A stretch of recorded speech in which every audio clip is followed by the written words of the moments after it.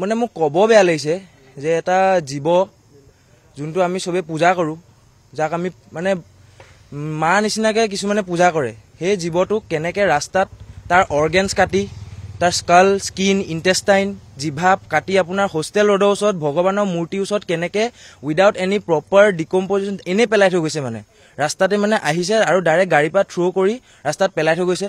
যোনটো বস্তু আমাৰ পোহনীয়া কুকুৰে খাইছে, কিছুমান মানুহে ভৰিয়ে গছকিছে, বিকজ এইটো আনআইডেণ্টিফাইবল হৈ আছে যে এইটো কি হয় বস্তুটো। মানে এটা মানে দুখ লগা কথা যে চৰকাৰে বেন কৰা পিছতো কিছুমান মানুহে ইমান এটা সাহস কৰি without any fear to government to police মানে হোষ্টেল ৰোডত ষ্টুডেণ্টছৰ ওচৰত আহি এনেকৈ বস্তু এটা পেলাই থৈ যাব পাৰে, এইটো মানে আনএকচেপ্টেবল হয়। খুবেই লজ্জাজনক কথা। এইটো হোষ্টেল ৰোড হয়, ক'ব গ'লে আমাৰ এছাবি কটনৰ হোষ্টেল ৰোড হয়। এই হোষ্টেল ৰোডত গৰু মাংস পেলাই থৈ গৈছে। আজি ঈদ, গম পাইছোঁ আজি ঈদটো ঘৰত মানাইছে, ডাঙৰ কথা নহয়, কিন্তু ইয়াতে আহি পেলাই থৈ দিয়াটো বহুত লজ্জাজনক কথা।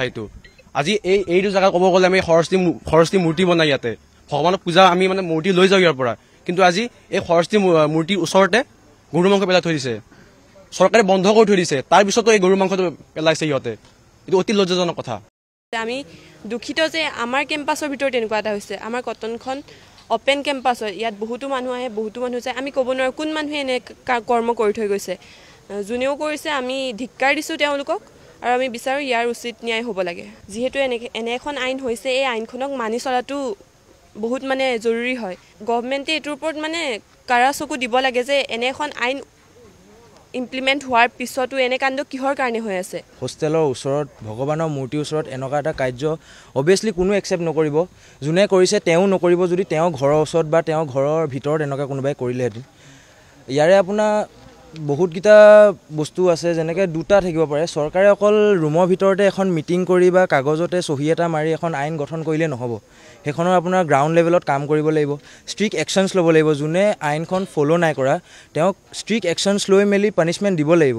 মানে মোক ক'ব বেয়া লাগিছে যে এটা জীৱ যোনটো আমি সবে পূজা কৰোঁ, যাক আমি মানে মা নিচিনাকৈ কিছুমানে পূজা কৰে, সেই জীৱটোক কেনেকৈ ৰাস্তাত তাৰ অৰ্গেনছ কাটি, তাৰ স্কাল, স্কিন, ইণ্টেষ্টাইন, জিভা কাটি আপোনাৰ হোষ্টেল ৰোডৰ ওচৰত ভগৱানৰ মূৰ্তিৰ ওচৰত কেনেকৈ উইদাউট এনি প্ৰপাৰ ডিকম্পজিশ্যন এনেই পেলাই থৈ গৈছে। মানে ৰাস্তাতে মানে আহিছে আৰু ডাইৰেক্ট গাড়ীৰ পৰা থ্ৰ' কৰি ৰাস্তাত পেলাই থৈ গৈছে। যোনটো বস্তু আমাৰ পোহনীয়া কুকুৰে খাইছে, কিছুমান মানুহে ভৰিয়ে গছকিছে, বিকজ এইটো আনআইডেণ্টিফাইবল হৈ আছে যে এইটো কি হয় বস্তুটো। মানে এটা মানে দুখ লগা কথা যে চৰকাৰে বেন কৰা পিছতো কিছুমান মানুহে ইমান এটা সাহস কৰি without any fear to government to police মানে হোষ্টেল ৰোডত ষ্টুডেণ্টছৰ ওচৰত আহি এনেকৈ বস্তু এটা পেলাই থৈ যাব পাৰে, এইটো মানে আনএকচেপ্টেবল হয়। খুবেই লজ্জাজনক কথা। এইটো হোষ্টেল ৰোড হয়, ক'ব গ'লে আমাৰ এছাবি কটনৰ হোষ্টেল ৰোড হয়। এই হোষ্টেল ৰোডত গৰু মাংস পেলাই থৈ গৈছে। আজি ঈদ, গম পাইছোঁ আজি ঈদটো ঘৰত মানাইছে, ডাঙৰ কথা নহয়, কিন্তু ইয়াতে আহি পেলাই থৈ দিয়াটো বহুত লজ্জাজনক কথা। আজি এইটো জেগা ক'ব গ'লে আমি সৰস্বতী মূৰ্তি বনাই ইয়াতে ভগৱানৰ পূজা আমি মানে মূৰ্তি লৈ যাওঁ ইয়াৰ পৰা, কিন্তু আজি এই সৰস্বতী মূৰ্তিৰ ওচৰতে গৰু মাংস পেলাই থৈ দিছে। চৰকাৰে বন্ধ কৰি থৈ দিছে, তাৰ পিছতো এই গৰু মাংসটো পেলাইছে সিহঁতে। এইটো অতি লজ্জাজনক কথা। আমি দুখিত যে আমাৰ কেম্পাছৰ ভিতৰত এনেকুৱা এটা হৈছে। আমাৰ কটনখন অপেন কেম্পাছ হয়, ইয়াত বহুতো মানুহ আহে, বহুতো মানুহ যায়। আমি ক'ব নোৱাৰোঁ কোন মানুহে এনে কৰ্ম কৰি থৈ গৈছে।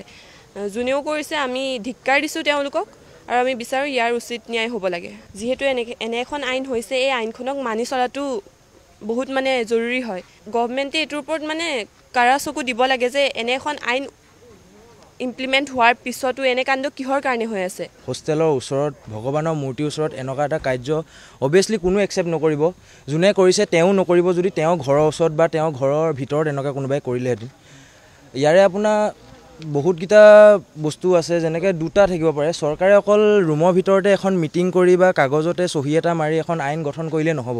সেইখনৰ আপোনাৰ গ্ৰাউণ্ড লেভেলত কাম কৰিব লাগিব, ষ্ট্ৰিক্ট একশ্যনছ ল'ব লাগিব। যোনে আইনখন ফ'ল' নাই কৰা তেওঁক ষ্ট্ৰিক্ট একশ্যনছ লৈ মেলি পানিছমেণ্ট দিব লাগিব। আপুনি বিচৰা বাতৰি পাব কেৱল নিউজ 18 এপত।